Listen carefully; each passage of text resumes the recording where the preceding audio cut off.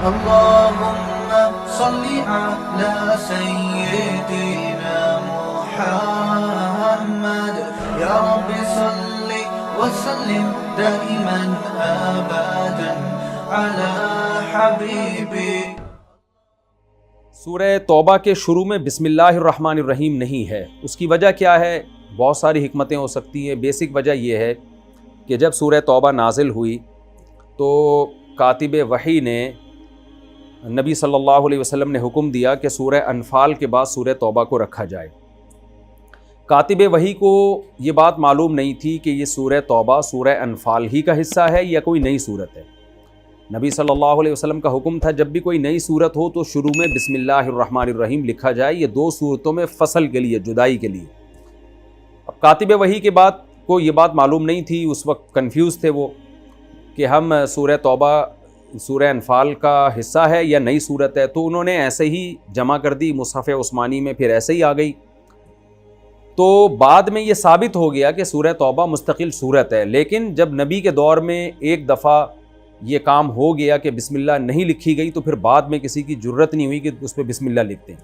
اس میں حکمت یہ تھی، اللہ تعالیٰ یہ بتانا چاہتا تھا کہ میں نے اپنے کتاب کی کیسے حفاظت کی ہے کہ جو کام قرآن میں نبی کے دور میں نہیں ہوا وہ بعد میں کوئی بھی نہیں کر سکا. تو بسم اللہ جو نہیں لکھی تو بس اب تک نہیں ہے وہ بسم اللہ. تو بنیادی وجہ یہ بنی سورہ توبہ کے شروع میں بسم اللہ نہ ہونے کی. دوسری بات، اچھا اس میں حکمتیں بہت ہیں. بعض نے کہا اس میں جنگ و جدال کا بڑا تذکرہ ہے، تو شاید اللہ نے یہ بسم اللہ اس لیے نہ لکھوائی ہو، یہ چیز بہانہ بن گئی ہو کہ اللہ بسم اللہ الرحمن الرحیم میں تو اللہ کی رحمت کا اظہار ہے نا، تو اللہ نے بتا دیا کہ یہاں میری صفت جلال غالب ہے اس صورت میں. ہو سکتا ہے یہ بھی حکمت ہو، واللہ عالم. بسم اللہ پڑھنے کا حکم کیا ہے؟ دیکھیں، جب ہم سورہ توبہ شروع کریں بالکل ابتدا سے، آپ قرآن کی تلاوت کے لیے بیٹھے ہیں تو پھر آپ اعوذ باللہ من الشیطان الرجیم اور بسم اللہ الرحمن الرحیم مکمل پڑھیں گے، کیونکہ یہ بسم اللہ سورہ توبہ کی بسم اللہ نہیں کہلائے گی، بلکہ یہ قرآن کی جو تلاوت آپ شروع کر رہے ہیں اس سے پہلے اعوذ باللہ بسم اللہ پڑھنا مستحب ہے. تو یہ تلاوت کی ابتدا والی بسم اللہ کہلائے گی. لیکن اگر آپ تلاوت پہلے کر چکے ہیں، کر رہے ہیں کنٹینیو، جیسے سورہ انفال سے آپ شروع کرتے کرتے سورہ توبہ پہ پہنچے، تو پھر سورہ توبہ سے پہلے آپ الگ سے بسم اللہ نہ پڑھیں، کیونکہ سورہ توبہ سے پہلے بہرحال بسم اللہ نہیں لکھی گئی ہے مصحف میں. تو حکم بھی یہی ہے کہ پھر جب لکھی نہیں گئی ہے تو پڑھی بھی نہیں جائے گی. تو اس لیے کوئی تلاوت شروع ہی سورہ توبہ سے کر رہا ہے تو وہ اعوذ باللہ بھی پڑھے گا، بسم اللہ بھی پڑھے گا. لیکن اگر وہ کنٹینیو پہلے سے تلاوت کر رہا ہے اور سورہ توبہ بیچ میں آ جاتی ہے تو پھر بسم اللہ پڑھے بغیر ہی سورہ توبہ کو شروع کر دیا جائے. یہ سورہ توبہ کا حکم ہے. اسی طرح امام جب تراویح کی نماز پڑھا رہا ہو تو سورہ توبہ پھر اگر آ جاتی ہے تلاوت کے دوران یا سورہ فاتحہ پڑھنے کے بعد سورہ توبہ شروع کرتا ہے تو بھی بسم اللہ نہ پڑھے، کیونکہ تلاوت تو پہلے ہی سورہ فاتحہ سے شروع ہو چکی ہے. یہاں سورہ توبہ گویا بیچ میں ہی آ رہی ہے تو پھر بسم اللہ نہ پڑھے. یعنی نماز میں جب سورہ توبہ پڑھیں گے تو بسم اللہ نہیں پڑھیں گے. یہ تو بسم اللہ کے حکام ہو گئے. باقی سورہ توبہ کی تفسیر کو سمجھنے کے لیے کچھ باتیں پہلے سمجھنا ضروری ہے. وہ یہ ہے، اس کے بغیر آپ کو سورہ توبہ کی تفسیر سمجھ میں بالکل بھی نہیں آئے گی. دیکھیں، 6 ہجری میں رسول اللہ صلی اللہ علیہ وسلم عمرے کے لیے گئے. جب حدیبیہ پہنچے تو مشرکین نے آپ کو آنے سے روک دیا. عربوں میں یہ ایک جرم سمجھا جاتا تھا کہ کوئی عمرہ کرنے یا حج کرنے آ رہا ہے تو آپ کو اس کو روکنے کا حق نہیں تھا. خود عرب قبائل اس کو معیوب سمجھتے تھے کہ بھئی بیت اللہ کی عبادت کا ہر ایک کو حق ہے، بیت اللہ میں آ کے اللہ کی عبادت کا ہر ایک کو رائٹ ہے. لیکن مشرکین نے اپنی قبائلی روایات کی بھی خلاف ورزی کی اور نبی صلی اللہ علیہ وسلم کو آنے سے روک دیا. اب صحابہ چونکہ احرام باندھ چکے تھے، شریعت میں یہی ہے کہ احرام باندھ کے آپ احرام نہیں کھول سکتے جب تک عمرہ نہ کر لیں. یہ ایک جنایت ہے، اس میں دم دینا لازم ہے اور گناہ بھی ہے. بہرحال صحابہ مجبور تھے، اگر زبردستی کرتے تو 1400 صحابہ کی لڑائی ہو جاتی، ایک بہت بڑے پیمانے پر مشرکین عرب سے. آپ صلی اللہ علیہ وسلم لڑائی نہیں چاہتے تھے. اب میں پوری صلح حدیبیہ کی ڈیٹیل میں نہیں جاؤں گا، میں صرف اتنا حصے کو فوکس کروں گا جو سورہ توبہ کی سمجھنے میں، سورہ توبہ کو سمجھنے میں ہماری مدد کرے. ورنہ صلح حدیبیہ تو بہت لمبا واقعہ ہے، آپ تفسیر کی کتابوں میں پڑھ سکتے ہیں، میرے دوسرے لیکچر بھی ہیں اس بارے میں، بیانات بھی ہیں، وہ سن سکتے ہیں آپ. تو قصہ مختصر یہ ہوا کہ جی مشرکین کی طرف سے وفد آیا، آپ صلی اللہ علیہ وسلم کا ان سے ایگریمنٹ ہوا کہ ٹھیک ہے، ایگریمنٹ میں یہ تھا کہ آپ اس سال عمرہ نہیں کریں گے، عمرہ آپ اگلے سال کریں گے، اور 10 سال کے لیے مشرکین اور مسلمانوں میں جنگ بندی، کوئی جنگ نہیں ہوگی۔ مسلمانوں میں سے کوئی اگر خدا نخواستہ مرتد ہو کے مشرکین کے پاس چلا گیا تو مشرکین اس کو واپس نہیں کریں گے، لیکن ادھر سے کوئی مسلمان ہو کے مدینہ آ گیا تو نبی صلی اللہ علیہ وسلم اس کے پابند ہوں گے کہ اس کو واپس کر دیں۔ تو اس طرح کی شرطیں جو مسلمانوں کے بظاہر اگینسٹ جا رہی تھیں، بظاہر کیا حقیقت میں اگینسٹ جا رہی تھیں، وہ ساری شرطیں نبی صلی اللہ علیہ وسلم نے تسلیم کی، اور آپ نے ایگریمنٹ کیا کہ ٹھیک ہے بھائی ہم اس سال عمرہ نہیں کرتے، اور آپ صلی اللہ علیہ وسلم نے عمرہ کیے بغیر سر منڈا لیا۔ سر منڈانا یہ احرام سے باہر نکلنے کے لیے ہوتا ہے، قصر بھی کر سکتے ہیں یعنی بالوں کو چھوٹا بھی کر سکتے ہیں اور سر منڈا بھی سکتے ہیں، اور پھر آپ صلی اللہ علیہ وسلم نے دم بھی دیا جو جانور ذبح کرنا ہوتا ہے، اور پھر اگلے سال اس عمرے کی قضا بھی کی آپ صلی اللہ علیہ وسلم نے۔ اگلے سال آپ نے پھر مکہ جا کے عمرہ کیا۔ اب 10 سال جو جنگ بندی کا ایگریمنٹ ہوا تھا، اس ایگریمنٹ کا حصہ یہ بھی تھا کہ اس ایگریمنٹ کے بعد دونوں طرف اب لڑائی نہیں ہوگی 10 سال تک، دونوں امن اور سکون سے رہیں گے۔ تو مشرکین اور مسلمانوں نے عرب کے تمام قبائل کو یہ اختیار دیا کہ اس ایگریمنٹ میں جو چاہے مسلمانوں کے ساتھ چلا جائے، جو چاہے مشرکین مکہ کے ساتھ۔ یہ بالکل ایسے ہی جیسے دو بڑی طاقتیں ہوتی ہیں نا، جب آپس میں ایگریمنٹ کرتی ہیں تو کچھ لوگ ایک بلاک کا حصہ بن جاتے ہیں، کچھ دوسرے بلاک کا حصہ بن جاتے ہیں۔ تو ایسے ہی ہوا کہ کچھ مشرکین کے قبائل ایسے تھے جو مسلمانوں کے حلیف بن گئے، مسلمانوں کے ساتھ ہو گئے، اور کچھ قبائل ایسے تھے جو مشرکین کے ساتھ ہو گئے کہ ہم اس معاہدے میں مشرکین کی طرفدار ہیں۔ تو جو مشرکین کے ساتھ تھے ان کا مطلب یہ تھا کہ اب اگر ان پہ حملہ ہوا تو وہ قریش پہ حملہ سمجھا جائے گا، اور جو مسلمانوں کے ساتھ جن کا ایگریمنٹ ہوا، مسلمانوں کے دوست بنے، مسلمانوں کے طرفدار بنے، تو طرفدار بننے کا مطلب یہ تھا کہ اب اگر مشرکین مکہ نے ان قبیلوں پہ حملہ کیا تو وہ مسلمانوں پہ ہی حملہ سمجھا جائے گا، اور یوں سمجھا جائے گا ایگریمنٹ کی خلاف ورزی ہو گئی ہے۔ تو دو مشہور قبیلے تھے، بنو بکر اور خزاعہ۔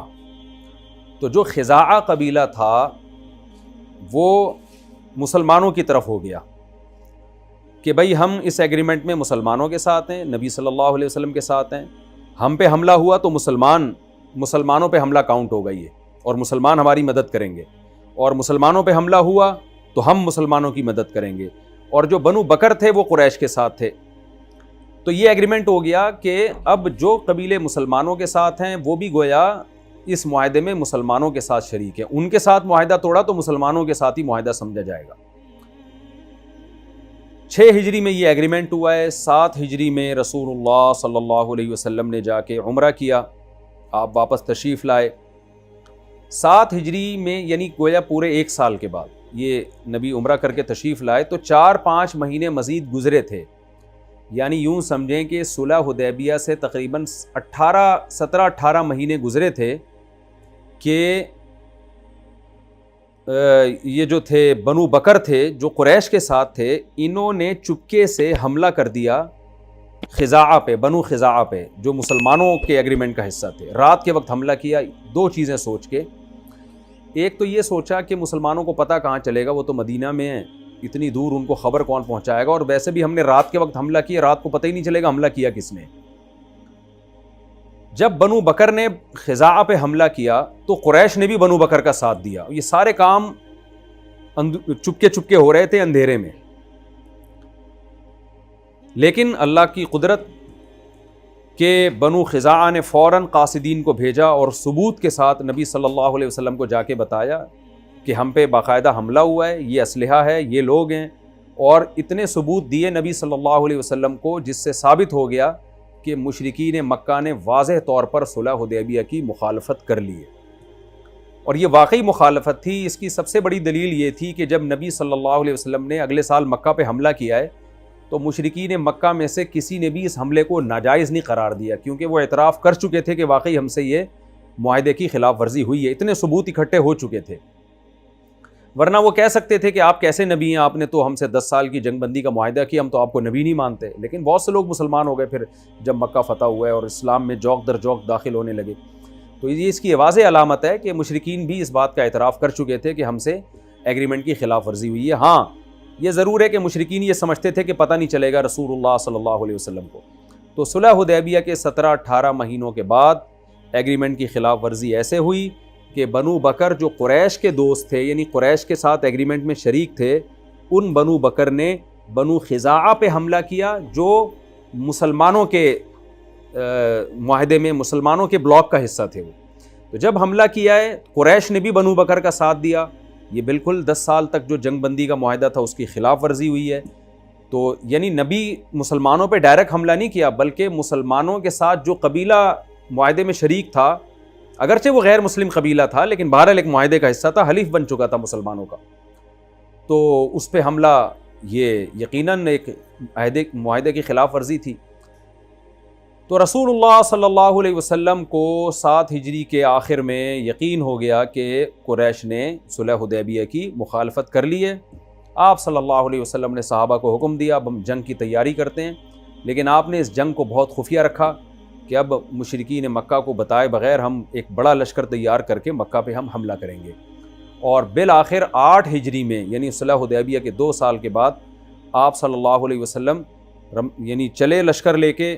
بعد میں ظاہر ہے مشرکین کو پتہ چل گیا، لیکن لشکر بہت قریب پہنچ چکا تھا، تقریباً 10,000 کا لشکر تھا، اور اس میں بہت سے عرب قبائل آپ صلی اللہ علیہ وسلم کے ساتھ ہوتے چلے گئے. بہت سے لوگ انتظار کر رہے تھے کہ دیکھتے ہیں جی اگر مسلمانوں کو فتح ہوتی ہے اس کا مطلب اللہ اسلام کے ساتھ ہے اور یہ نبی واقعی برحق ہیں. تو اگر یہ اسلام مسلمانوں کو فتح ہوئی تو ہم نبی کا ساتھ دیں گے، اور مشرکین مکہ کو فتح ہوئی تو ہم اسلام قبول نہیں کریں گے. بہت سے لوگ انتظار کر رہے تھے. تو 8 ہجری میں نبی صلی اللہ علیہ وسلم بہت بڑا لشکر لے کے چلے، اور بالآخر جب قریب پہنچے مشرکین پر اللہ نے ایسا روب ڈالا کہ وہ لڑنے سے عاجز آ گئے، اور تھوڑی بہت ہلکی پھلکی جھڑپیں ہوئی ہیں، چھوٹے موٹے قبائل راستے میں آتے گئے، بہت معمولی سی جھڑپیں ہوئیں، اور کسی بڑی قتل و غارت کے بغیر بالآخر مکہ فتح ہو گیا. اور آپ صلی اللہ علیہ وسلم جھکتے ہوئے تواضع اور عاجزی اور انکساری کے ساتھ مکہ میں داخل ہوئے، اور آپ صلی اللہ علیہ وسلم نے عام معافی کا اعلان کر دیا. تو یہ 8 ہجری میں مکہ فتح ہوا ہے. اس کے بعد پھر 8 ہجری میں ہی مکہ کے فتح ہونے کے بعد غزوہ حنین کا واقعہ ہوا. بنو ثقیف اور حوازن قبیلے سے بہت زبردست لڑائی ہوئی مکہ فتح ہونے کے بعد، جس میں مسلمانوں کو وقتی طور پہ شکست بھی ہوئی. اور پھر اس کے بعد 9 ہجری میں غزوہ تبوک کا واقعہ ہوا کہ رومیوں کے بارے میں پتہ چلا کہ جو عیسائی ہیں نا، جو روم جو آج کے انگریز ہیں، ان کے باپ دادے، تو پتہ چلا جی رومی بہت بڑا لشکر لے کر مکہ اور مدینہ پہ حملہ کرنے کے لیے آ رہے ہیں. تو اس میں پھر 9 ہجری میں آپ صلی اللہ علیہ وسلم نے رومیوں سے لڑنے کے لیے لشکر بھیجا. وہ بہت سخت لڑائی تھی جس کو غزوہ تبوک کہا جاتا ہے. شدید ترین گرمی اور بہت لمبا سفر تھا وہ. اس میں منافقین نے بہت اوٹ پٹانگ باتیں کی، اور بعض مخلص صحابہ بھی اس جنگ میں پیچھے رہ گئے. تو اس کے بعد سے بس امت لڑتی آ رہی ہے اب تک. اللہ نے جو حدیث میں آتا ہے نا کہ رسول اللہ صلی اللہ علیہ وسلم نے فرمایا کہ جہاد جب سے اللہ نے مجھے بھیجا ہے اس وقت سے قیامت تک جاری رہے گا. تو وہ جو جنگیں چلیں اب تک، پھر مسلمانوں کی آپ کو پتہ ہے خلافتیں قائم ہوئیں، پوری دنیا میں اسلام پھیلا، کہیں اسلام تنزل میں گیا تو کہیں عروج پہ گیا. یہ سلسلہ بہرحال چل رہا ہے. تو وہ جنگیں ہی جنگیں آپ کو پھر نظر آئیں گی اس کے بعد سے. تو یعنی اللہ نے کیسی قربانی لی ہے صحابہ کرام اور تابعین سے اور خلفائے راشدین سے کہ اسلام کو اپنی بقا کے لیے، حق کو اپنی بقا کے لیے کیا کچھ کرنا پڑتا ہے. ہمیں اس سے یہ بہرحال سیکھنے کو ملتا ہے. تو ان تمام جنگوں کا ذکر سورہ توبہ میں ہے. یعنی فتح مکہ سے پہلے جو معاہدہ ٹوٹا تھا اس کے حالات بھی ہیں سورہ توبہ میں. مکہ فتح ہوا اس کے بعد کیا کیا اعلانات ہوئے وہ حالات بھی ہیں. غزوہ حنین کا تذکرہ بھی ہے، اور غزوہ تبوک کا تذکرہ بھی کہ تبوک میں نکلنے کا حکم بھی. پھر جو لوگ تبوک میں نہیں گئے ان میں کچھ مخلص تھے، کچھ منافق تھے. جو مخلص صحابہ تھے ان کا بھی تذکرہ، جو منافق تھے ان کا بھی تذکرہ. روایات میں آتا ہے کہ سورہ توبہ جو نازل ہوئی نا بہت طویل سورت تھی. اس کے 4 حصوں میں سے 3 حصے منسوخ کیے گئے ہیں، تلاوت ان کی اللہ نے ختم کی ہے. یعنی جتنی آج سورہ توبہ ہے نا، اس سے یوں سمجھ لیں کہ اس سے 4 گنا زیادہ تھی، اور 3 حصوں میں منافقین ہی کا تذکرہ تھا. یعنی اگر ہم سورہ توبہ کو 4 سے ضرب دینا جتنی آج ہے، تو اتنی تھی سورہ توبہ جو نازل ہوئی تھی. باقی 3 حصوں میں منافقین کا ذکر تھا، جو اللہ تعالیٰ نے کسی بھی مصلحت سے اس کو منسوخ کر دیا، کیونکہ شاید اس میں حکمت یہ ہو کہ منافقین رہے نہیں، تو ان کا بار بار تذکرہ، ان کی مذمتیں، ان کے جو باتیں تھیں وہ ساری اللہ نے کھول کھول کے بیان کی تھی، لیکن وہ اس میں حکمت تھی. بہرحال اللہ تعالیٰ کی، اللہ کو یہ اجازت ہے، اس کو یہ قدرت ہے، ما ننسخ من آیت او ننسیہا، جس آیت کو چاہے وہ منسوخ کر دے. تو وہ آیتیں منسوخ ہوئی ہیں، اور پھر وہ مصحف سے نبی صلی اللہ علیہ وسلم نے نکالنے کا حکم دیا، اور پھر جو ابھی ہمارے پاس سورہ توبہ ہے یہ باقی رکھی گئی. اس میں منافقین کا تذکرہ اس میں بھی بہت ہے، لیکن بہت زیادہ تذکرہ حذف بھی کیا گیا ہے. تو یہ میں نے سورہ توبہ کا آپ کے سامنے مختصر سا خلاصہ پیش کیا ہے. اچھا، سورہ توبہ جو شروع ہو رہی ہے وہ براءۃ من اللہ ورسولہ الی الذین عاہدتم، کہ مشرکین سے برات کا اعلان کیا جا رہا ہے. تو یہاں بھی یہ سمجھ لیں، مشرکین مکہ جن سے مسلمانوں کی لڑائی تھی وہ 4 طرح کے تھے. وہ 4 طرح کے مشرکین کو آپ سمجھیں گے تو آپ کو یہ آیتیں انشاءاللہ سمجھ میں آئیں گی. کچھ مشرکین تو وہ تھے جن سے رسول اللہ صلی اللہ علیہ وسلم نے حدیبیہ میں صلح کی تھی، 10 سال تک جنگ بندی کی. وہ مشرکین تو وہی تھے جو آئے تھے، 1400 صحابہ جب موت پر بیعت کر چکے تھے، اس وقت 6 ہجری میں ان سے جنگ ہوئی، اور 6 ہجری میں ان سے معاہدہ ہوا، اور انہوں نے معاہدے کی خلاف ورزی کی. تو ان مشرکین کا بھی ان آیتوں میں تذکرہ ہے. ان کو ہم کہہ سکتے ہیں پہلی قسم کے مشرکین، جن سے 10 سال جنگ بندی کا صلح حدیبیہ میں معاہدہ ہوا تھا. دوسری قسم کے مشرکین وہ تھے جو صلح حدیبیہ میں تو نہیں تھے، لیکن ان سے الگ سے معاہدے ہوئے تھے چند سالوں کے، ان کا ٹائم بھی متعین تھا. تو ان مشرکین کا بھی یہاں ذکر ہے کہ، اور انہوں نے معاہدے کی خلاف ورزی بھی نہیں کی. تو ان کا بھی یہاں ذکر ہے کہ جنہوں نے معاہدے کی خلاف ورزی نہیں کی ہے، ان سے جو آپ کا جنگ بندی کا معاہدہ ہے وہ معاہدہ اپنے ٹائم تک پورا کرنا ہے، کیونکہ وہ انہوں نے عہد کی خلاف ورزی نہیں کی. پہلی قسم دوبارہ ریپیٹ کر دیتا ہوں، پہلی قسم وہ تھی جنہوں نے صلح حدیبیہ میں آپ سے ایگریمنٹ کیا لیکن خود ایگریمنٹ توڑا. ان کے بارے میں قرآن نے بتا دیا کہ انہوں نے چونکہ ایگریمنٹ توڑ دیا ہے، لہذا تمہارا بھی اب ان سے کوئی ایگریمنٹ نہیں ہے. تو ان کے بارے میں حکم یہی ہے کہ جہاں پاؤ قتل کرو. دوسرے قسم کے وہ مشرکین تھے جنہوں نے ایگریمنٹ کیا تھا لیکن انہوں نے ایگریمنٹ میں کوئی کمی نہیں کی، تو ان سے جب تک تمہارا ایگریمنٹ تھا اس وقت تک تمہارے ذمہ بھی لازم ہے اس ایگریمنٹ کو پورا کرو. ان کے خلاف تلوار چلانے کی تمہیں اجازت نہیں ہے، یعنی مکہ فتح ہونے کے بعد بھی اجازت نہیں ہے.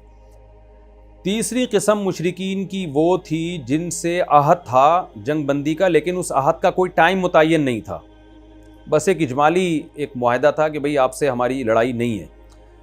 تو وہ اس کی کوئی ٹائم متعین نہیں تھا، یعنی دونوں کو اجازت تھی جب چاہیں اس عہد کو ختم کر دیں. اور چوتھی قسم کے مشرکین وہ تھے جن سے نہ تو کوئی جنگ بندی کا عہد تھا نہ لڑائی کا، کچھ بھی نہیں تھا، نیوٹرل تھے وہ لوگ.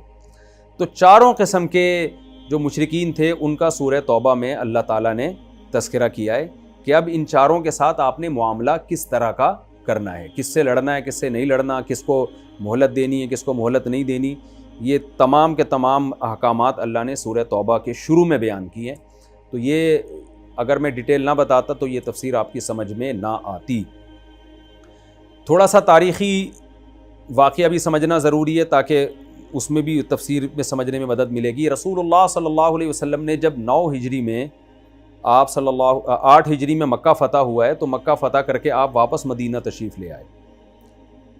اب تک آپ صلی اللہ علیہ وسلم نے مشرکین کے بارے میں کوئی اعلان نہیں کیا، بلکہ عام معافی کا اعلان کیا. مکہ فتح ہوا اور آپ نے سب کو معافی دے دی. اصولی طور پر تو آپ کے لیے جائز تھا، عرب کے دستور کے مطابق بھی جائز تھا کہ بھئی جنگ کے ذریعے جب فتح کیا ہے تو جتنے جوان مرد ہیں ان کو آپ قتل کر سکتے تھے. لیکن آپ صلی اللہ علیہ وسلم نے اس وقت عام معافی کا اعلان کر دیا، اور بلکہ بعض مشرکین کو تو بہت پروٹوکول دیا آپ صلی اللہ علیہ وسلم نے، اور فرمایا کہ میں تمہیں آج وہی کہوں گا جو یوسف علیہ السلام نے اپنے بھائیوں سے کہا تھا، لا تثریب علیکم اليوم، کہ تم پر کوئی آج حرج نہیں ہے، تم سب آزاد ہو. تو یہ تو ایک کامن اعلان کر دیا گیا. اس کے بعد جب نبی صلی اللہ علیہ وسلم واپس مدینہ تشریف لائے تو 9 ہجری میں آپ صلی اللہ علیہ وسلم نے حضرت ابو بکر اور حضرت علی کو کی معیت میں حج کا ایک وفد بھیجا۔ اس وقت تک بھی اجازت تھی، پوری دنیا سے حج کے مہینوں میں جو بھی عرب کے قبائل تھے اور جو بھی ارد گرد کے لوگ تھے سارے بیت اللہ حج کرنے آیا کرتے تھے، مشرکین کو بھی اجازت تھی کہ وہ بھی حج کرنے آئیں، لیکن اعلان ان کو سنا دیا گیا سورہ توبہ کے ذریعے۔ حضرت ابوبکر کو بتایا کہ جب منا میں اور عرفات میں عرب قبائل جمع ہوں تو آپ اعلان کر دیں کہ مشرکین کی جو چاروں قسم ہیں، ایک وہ جنہوں نے ہم سے عہد توڑا، ان نے تو ویسے ہی عہد توڑ دیا، ان کا تو خون ہمارے لیے ویسے ہی حلال ہے۔ دوسرے وہ لوگ ہیں جن کے عہد مکمل ہونے والا ہے، مفسرین کہتے ہیں تقریباً 9 مہینے باقی تھے ان قبائل کے جن سے آپ کا ایگریمنٹ تھا مدت، خاص مدت تک کے لیے، تو وہ مدت 9 مہینے بعد ختم ہونے والی تھی، تو ان کے بارے میں بھی حکم دیا کہ اعلان سنا دیں بھائی 9 مہینے بعد جو ہے آپ سے ہمارا بھی کوئی ایگریمنٹ نہیں ہے۔ تیسرے وہ مشرکین تھے جن سے عہد تو تھا لیکن وہ ٹائم متعین نہیں تھا، ان کے بارے میں بھی اعلان سنا دیا گیا کہ وہ بھی حرم چھوڑ کے چلے جائیں، اگر وہ حرم چھوڑ کے یعنی جزیرہ عرب سے نکل جائیں، اگر وہ نہیں نکلتے تو ان کو بھی جہاں پائیں گے ہم قتل کر دیں گے۔ اور چوتھے وہ جن سے سرے سے کوئی ایگریمنٹ ہی نہیں تھا، تو سب کے بارے میں حکم دے دیا گیا کہ حدود حرم سے سب نے نکل جانا ہے۔ اور حضرت علی رضی اللہ تعالیٰ عنہ کو پھر یمن میں بھی نبی صلی اللہ علیہ وسلم نے باقاعدہ یہ اعلان دے کے بھیجا کہ یمن میں بھی اناؤنسمنٹ کر دیں، اور عرب کے مختلف قبائل جو حج کرنے کے لیے آئے ہیں ان میں بھی اعلان ہو جائے حضرت ابوبکر کی طرف سے، تو اس کا فائدہ یہ ہوگا کہ حج میں ایک اناؤنسمنٹ ہوتی ہے تو سارے قبائل میں پھیل جاتی ہے وہ، تاکہ حجت تمام ہو جائے، کل کوئی مشرک یہ نہ کہے کہ مجھے کس بیس پہ آپ قتل کر رہے ہیں۔ تو یہ سورہ توبہ میں اعلان کیا گیا، اور جب 10 ہجری میں نبی صلی اللہ علیہ وسلم نے حج کیا ہے تو پھر کسی مشرک کو بھی حرم میں آنے کی اجازت نہیں ملی، اور حرم میں پابندی لگا دی گئی کہ اب کوئی کافر، کوئی مشرک حج نہیں کر سکے گا، حدود حرم میں داخل نہیں ہو سکے گا۔ اور نبی صلی اللہ علیہ وسلم نے پھر مزید ارادہ کیا کہ میں جزیرہ عرب سے تمام مشرکین کو ہمیشہ کے لیے نکال دوں گا، لیکن آپ صلی اللہ علیہ وسلم نے جب 10 ہجری میں خود حج کیا ہے تو 11 ہجری میں 12 ربیع الاول میں آپ کا وصال ہو گیا، تو آپ صلی اللہ علیہ وسلم خود اس پر عمل نہیں کر سکے، لیکن پھر خلفائے راشدین نے آپ کی اس وصیت پر عمل کیا، اور بالآخر حضرت عمر کے دور میں تمام جزیرہ عرب سے تمام یہود و نصارہ اور مشرکین کو نکال دیا گیا، اور صدیوں تک پھر ان کا وہاں داخلہ منع ہے۔ اب داخل ہو گئے ہیں جو حالات اور ہمارے اعمال کی شامت ہے، لیکن نبی صلی اللہ علیہ وسلم کا بہرحال یہ حکم تھا، وصیت تھی کہ اخرج الیہود والنصارى من جزیرۃ العرب، جزیرہ عرب سے تمام مشرکین کو، چاہے وہ اہل کتاب ہی کیوں نہ ہوں، ان کو نکال دیا جائے۔ اس کا یہ مطلب نہیں کہ دنیا میں کہیں بھی ان کو رہنے کی اجازت نہیں ہے، باقی دنیا میں وہ رہ سکتے ہیں، اسلامی حکومتوں میں ہمیشہ رہے ہیں، لیکن جزیرہ عرب کو شرک اور کفر سے پاک کرنے کے لیے نبی نے یہ اعلان سنا دیا، فیصلہ کیا کہ اسلام کا جو مرکز ہے جزیرہ عرب، اس میں کفر اب کبھی بھی داخل نہیں ہوگا، اس میں کلمہ گو ہی داخل ہو سکتا ہے، اور حدود حرم میں تو اور زیادہ سختی، اس میں تو بالکل قتل کا حکم دیا نبی صلی اللہ علیہ وسلم نے۔ تو یہ تمام احکام اس صورت میں ہیں۔ اب ہم انشاءاللہ اس کا ترجمہ شروع کرتے ہیں۔ تو خلاصہ میں دوبارہ بیان کر دیتا ہوں، 8 ہجری میں نبی صلی اللہ علیہ وسلم نے مکہ فتح کیا، اور 9 ہجری پھر واپس آ گئے آپ۔ 9 ہجری میں حضرت ابو بکر کو حج کا امیر بنا کے آپ نے بھیجا، اور حضرت علی کو بھی بھیجا کہ تمام لوگ ان سے حج سیکھیں، اور یہ جیسے حج کر رہے ہیں اسی طرح سے حج کریں وہ، اور اس میں اناؤنسمنٹ بھی کر دیں کہ بھائی مشرکین کو جو اس سال حج کی اجازت ملی ہے یہ بس لاسٹ ٹائم ملی ہے، اس کے بعد جب تک اسلام دنیا میں غالب رہے گا مشرکین میں سے کسی کو بھی حدود حرم میں گھسنے کی، داخل ہونے کی اجازت نہیں دی جائے گی، اور یہ اعلان سنا دیا جائے یمن میں بھی اور حدود حرم میں بھی، منا میں اور عرفات میں جہاں لوگ اکٹھے ہوتے ہیں۔ تو حضرت ابوبکر نے یہ اعلان کیا، حضرت علی کو پھر یمن بھیجا، وہاں بھی آپ نے اعلان کیا، سب عرب میں یہ بات پھیل گئی، بھئی اب اگر جان کی امان پاتے ہو تو اب حدود حرم میں داخل نہیں ہوگے، جو بھی داخل ہوا تو اس کی گردن اڑا دی جائے گی، اس کو قتل کر دیا جائے گا۔ تو اس طرح سے حرم پاک ہو گیا، بالکل حدود حرم جو ہے نا وہ مشرکین سے پاک ہو گئی۔ اور جب 10 ہجری میں نبی صلی اللہ علیہ وسلم نے خود بنفس نفیس حج کیا، جس کو حجۃ الوداع کہا جاتا ہے، اس میں پھر کوئی غیر مسلم آپ کے ساتھ حج میں شریک نہیں تھا، آپ بے خوف تھے، مامون تھے، اور پھر آپ نے وصیت کی کہ حرم سے تو نکال دیا ہے، اب جزیرہ عرب سے بھی نکال دیا جائے۔ تو پورے جزیرہ عرب سے پھر صحابہ نے اور خلفائے راشدین کے دور میں، جن میں حضرت عمر کے دور میں پورا اس وصیت پہ عمل ہو گیا، اور جزیرہ عرب سے بھی نکال دیا گیا، اور نبی صلی اللہ علیہ وسلم کا پھر 11 ہجری میں ربیع الاول میں آپ صلی اللہ علیہ وسلم کا انتقال ہو گیا۔ مفتی طارق مسعود صاحب کے بیانات سننے کے لیے youtube.com/मुफ्ती तारिक मसूद को सब्सक्राइब करें।